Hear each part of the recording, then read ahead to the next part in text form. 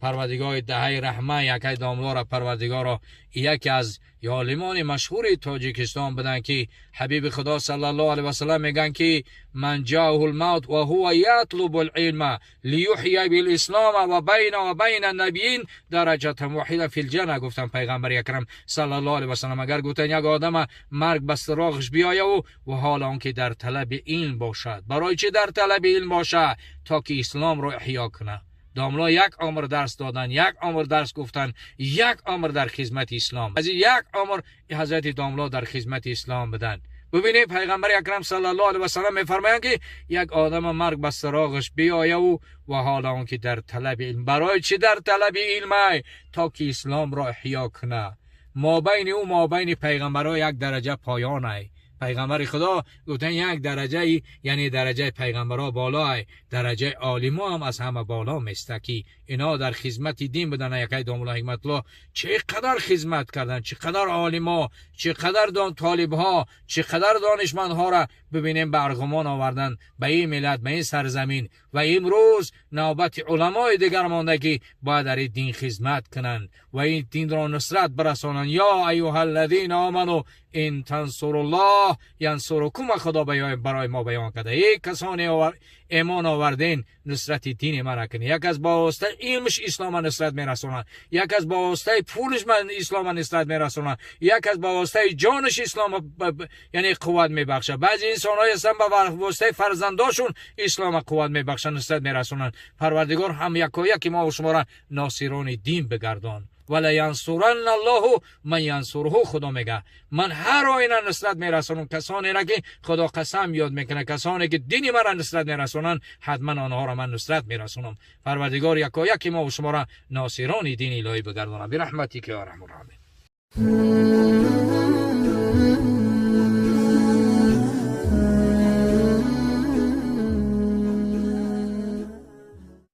الرحمن الرحیم.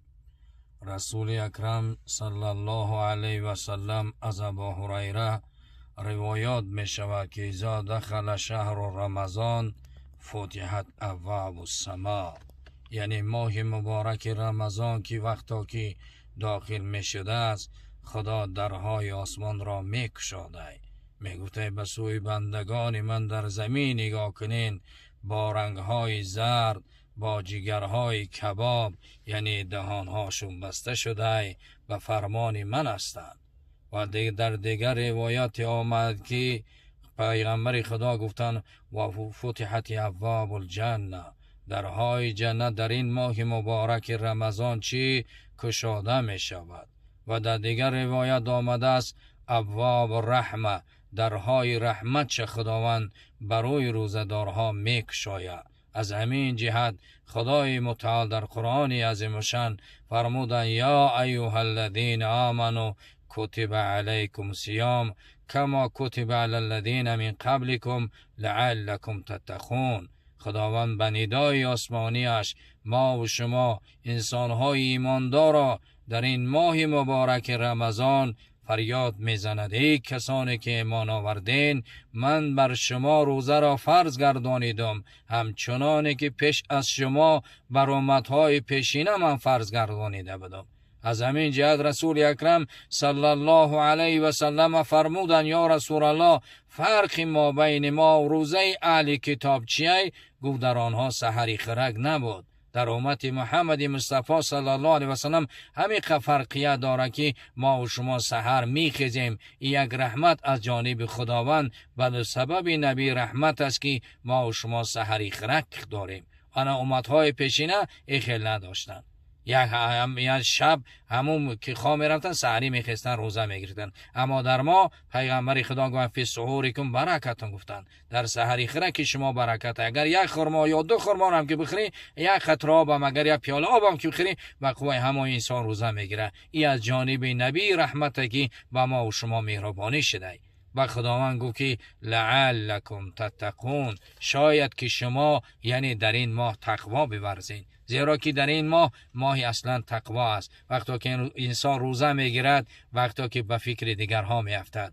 به فکر کمبغل ها می افتد، به فکر بیچاره ها و یتیمان می افتد. این ماه ماهی است که انسان در نظریش دیگر می شود. وقتی که نفس در همون یعنی قرار می گیرد در ماه مبارک رمضان، من صام رمضان ایمانا و احتسابا غفر له ما تقدم من ذنبه. گفتم پیغمبر هر کسی ماه مبارک رمضان و روزه می گیرد از جهت چی؟ از جهت ایمانداریش.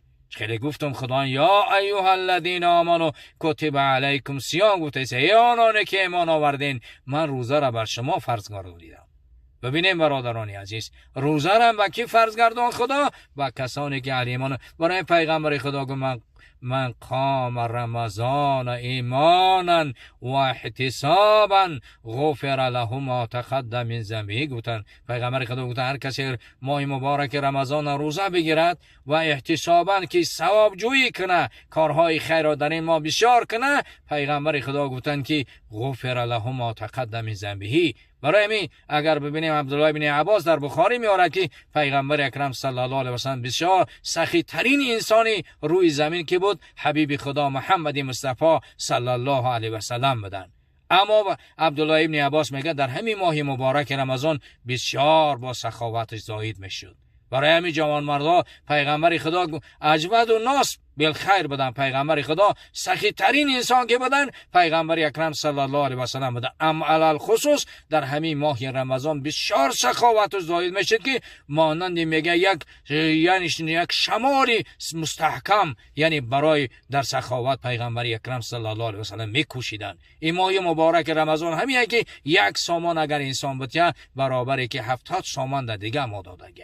اگر یک آدم در همین ماه یک آدم طعام بته برابر که 70 کس در دیگر ماه طعام داده. هر کسی در همین ماه اگر یک آیه از قرآن بخونه برابری که 70 آیه ای دیگر در دیگر ماه خواندگی باشه. اگر کسی که در همین ماه مبارک رمضان یک بار اگر قرآن ختم کنه برابری که 70 بار قرآن در دیگر ماه ختم کرده کیه.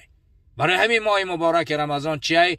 ماه بهار قرآن ای. همین قرآن بسیار تلاوت کنه، زیرا قرآن عظیم شان سر تا پا ما و شما را چی؟ به اخلاق حمیده دعوت میکنه. اگر ببینیم خدا چی میگه؟ یا ایها الذین آمنوا انفقوا مما رزقناکم من قبل ان یاتی ایام لا بیع فی ولا خلة ولا شفاعة والکافرون هم ظالمون. استعوذ بالله. خداوند میفرماید که ای کسانی که ایمان آوردین، ای کسانی که ایمان آوردین از آن چی که رزق روزیتون دادم انفاق بورزین.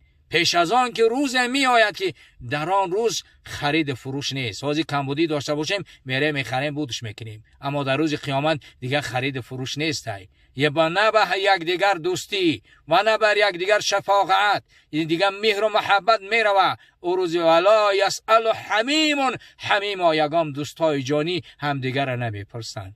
حتی خدا میگه کیف تتقون این کفرتم یوم یجعل ولدان شیبا. چگونه در همو کفر و کافریشون مردم میستن، در همو فاسقیشون میستن، همو در بینمازیشون میستن و در بیروزگیشون میستن. خدا میگه نمیترسیده باشن از آن روزی که آن روز کودک ها را پیر میسازه.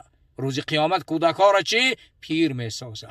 روز قیامت برای همین خدا گفته که شما بترسین از آن، یعنی اینفاق کنین پیش از آن روزی که آن یک روز میآید که در آن روز دیگه چی؟ شفاعت، خرید فروش نیست، شفاعت نیست، دوستی نیست. یگام کس نمیپرسه. همه مردم نفسی نفسی میگن. پیغمبر ما محمد مصطفی صلی الله علیه و سلم امتی میگه. برای همین برادران عزیز ماه مبارک رمضان ماهی چی است؟ انفاق کردن ای. انفاق کردن مثل الذین ينفقون اموالا فی سبیل الله کمثل حبة انبتت 7 سنابل فی کل سنبلة 100 حبة والله یضاعف لمن یشاء والله واسع علیم. خدا میگه مثل کسانی که در انفاق میکنن مانند یک دهقانی هستند که یک دانه گندم در زمین میچاشن، از همین یک دانه گندم 7 خشه میبره. در هر یک خشش چی؟ 100 دانه 700 خشش می. با خدا میگه والله واسع علیم. با خدا از 700 هم زاید میته انسانه، از میلیون هم زاید میته، از میلیارد هم زاید میته انسانه. برای شیطان انسان هم میترسونه. الشیطان یعیدکم الفقر و یأمرکم بالفحشاء میگه. خدا میگه شیطان شما را هنگامی که میخواین انفاق کنین شیطان شما را میترسانه. از چی؟ ای کم دستیتون کمبغل میشین شما، کمبغل میشه میگه شما کارهای کار انجام نده. شیطان در حالتی که شما میخواین انفاق کنین خدا میگه که شیطان شما را میترسانه. و یأمرکم بالفحشاء، شما را شیطان به کارهای بد دعوت میکنه. یا آدم ببینید در میلیون ها پول در راه حرام میته، اما در راه حلال بگیه یک تیم سرکش دستمال کنه او را مهربانیش که میگه ندارم بابایشو. خیلی انسان نصیبش کنه که در راه خدا انفاق کنه. مثل الذین ينفقون اموالهم فی سبیل الله، خدا گفته مثل کسانی که در راه خدا انفاق میکنن. انفاق کردن خدا مثال آورده با خدا والله واسع علیم میگه. خداوند یعنی از این میلیونم از میلیاردم زاید برای شما میده. برای همین شیطان ما و شما رو چی؟ از فقیری میترسانه. و خدای بزرگ با میفرماید که والله یعیدکم مغفرة منه و فضلا، خدا از جانب خودش به ما فضل بزرگ وعده دادگیه. از جانب خودش چی؟ وعده بزرگ ما وعده دادگیه که او یعنی خداوند ما و شما را وعده مغفرت داده است از جانب خودش و چی؟ ما را افزایش نعمت دادگیه، اما شیطان دائم ما را میترسانه. برای همین باید ما و شما چی؟ پیروی شیطان نباشیم. یا ایها الناس ان وعد الله حق فلا تغرنکم حیات الدنیا ولا یغرنکم بالله الغرور ان شیطان لکم عدو، میگه خدا. ای مردم وعده خدا حقه. همین خدا چی وعده داده است او حقه. خداوند خلاف نمیکنه در وعدش. برای همین برادرانی که انفاق میکنن در این ماه مبارک رمضان اینا پیروانی کیان؟ پیروان حبیب خدا محمد مصطفی صلی الله علیه و سلم که پیغمبر اکرم صلی الله علیه و سلم بسیار گفتم در ماه مبارک رمضان سخاوت زاید میشه. بهترین سخاوتمند در دنیا کی بود؟ حبیب خدا محمد مصطفی صلی الله علیه و سلم بود. اما چی؟ با در ماه مبارک رمضان سخاوت زایدتر میشه که زمان پیغمبر بسیار وزنینی بود. از بخاری مسلم همین قطعه چه میگم در خانه حضرت عایشه مادرم میگه یه زنک مسکینه میگه وارد خانم شد، میگه در ما کوبید، میگه مبارک رمضان سخاوت زایدتر میشه که زمان پیغمبر بسیار وزنینی بود. از بخاری مسلم همین قطعه چه میگم در خانه حضرت عایشه مادرم میگه یه زنک مسکینه میگه وارد خانم شد، میگه در ما کوبید، میگه حضرت عایشه محبوب پیغمبر اکرم صلی الله علیه و سلم کسی را که بسیار پیغمبر دوست می داشت در بغل پیغمبر در بغل عایشه مادرم جان دادگیه. حضرت عایشه مادرم میگه همون چی کردم؟ میگه در آمدم از خانه پیغمبر 3 خرما یافتم، 3 خرما آوردم در دست همین زن دادم. گفت همین زن دادم این دی یتیمک داد، میگه داشت دی یتیمک داشت، میگه همین یتیمکاش میگه چیز کرد. یتیماش میگه همون یتیمایی که داشت میگه یک خرماش یتیم شد و یک خرماش یتیم شد. ای خواست که مادر سیم شد بخره که این یتیما چه خانی کردن خوردن چشونه بعد همون خرمای مادرشون انداختن و مادرشون چیکار کردن؟ همون چرا همون خرمای باقی ماندارم 2 پاره کردن. یک شی بچه که یتیم شد و یک تشی رو بعد دستشاش همی تکید از خانه حضرت عایشه مادرمون بیرون برآمد رفت. بعد از پیغمبر حضرت عایشه مادرمون که وقتا پیغمبر آمد گو عجیب کردم یا رسول الله، تعجیب ماندم. گوی مهر مادر ای مهر الله دیگر ای، لیکن گوی ای گزارشی که مادر کرد ای نفسش گذشته فرزندکاش داد. خداوند برای مادر در جنت قصر را محیا ساختگی ای. این مادر گو به اجر نمیمونه، ایرا مکافات چه میدیه و خیلی نمیخیل است. و من یعمل مثقال ذره شر یره، اگر یک انسان یک ذره نیکی کنه مکافات چه میبینه، یک ذره اگر خدای نکنه بدی کنه جزاش میبینه. در مکافات عمل غافل مشو، گندم از گندم بروی جوزی جو. و این احسنتم احسنتم لانفسکم و این احسنتم فعلیها. میگه خدا میگه نیکی میکنیم برای جان خودتون میکنیم، بدی میکنیم برای جان خودتون میکنیم. انشالله که در این خیری که برادرها کردن خداوند میپرسیم که در همه تجارتاشون عمر جان و زن و فرزند و خاندانشون خدا برکت عطاشون فرماید و پروردگار دهه رحمه یکی داملار پروردگار یکی از عالمان مشهور تاجیکستان بدن که حبیب خدا صلی الله علیه و سلم میگن که من جاءه الموت و هو یطلب العلم لیحیی بالاسلام و بین النبیین درجه واحده فی الجنه. گفتن پیغمبر اکرم صلی الله علیه و سلم اگر گفتن یک آدم مرگ به سراغش بیایه و حال آن که در طلب علم باشد. برای چه در طلب علم باشه؟ تا که اسلام رو احیا کنه. داملا یک عمر درس دادن، یک عمر درس گفتن، یک عمر در خدمت اسلام. از یک عمر حضرت داملا در خدمت اسلام بدن. ببینید پیغمبر اکرم صلی الله علیه و سلم میفرمایند که یک آدم مرگ به سراغش بیایه و حالا اون که در طلب علم. برای چه در طلب علم؟ تا که اسلام را احیا کنه.